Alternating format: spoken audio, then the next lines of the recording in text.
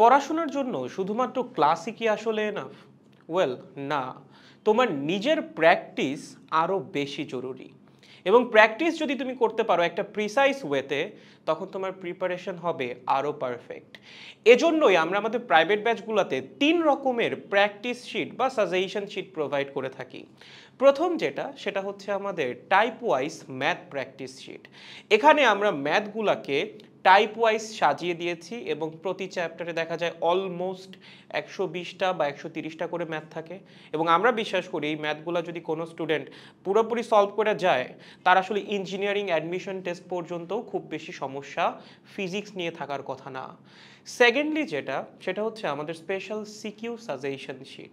কারণ অনেক স্টুডেন্টের মধ্যে এই সমস্যাটা দেখা যায়, তারা বইয়ের ম্যাথ সলভ করতে পারে বাট সৃজনশীল প্রশ্ন ধরতে পারে না বা সৃজনশীল প্রশ্ন সলভ করতে পারে না। সো তারা যেন সৃজনশীলের প্র্যাকটিসটা প্রপারলি করতে পারে, শুধুমাত্র ম্যাথ করে না যায়, তার জন্যই আমরা এই সিকিউ সাজেশন শিটটাও তাদেরকে প্রোভাইড করি।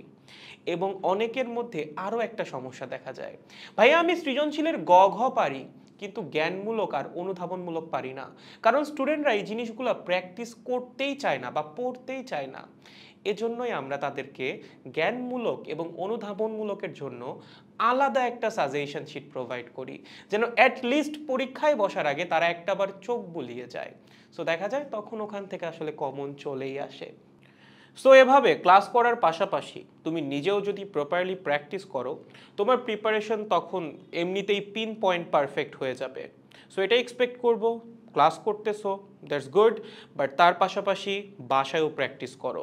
তুমি নিজে না পড়লে হাজার ক্লাস করেও কিন্তু কোনো লাভ নেই। পড়াশোনা করতে থাকেন, শিখতে থাকেন, দেখা হবে ক্লাসে।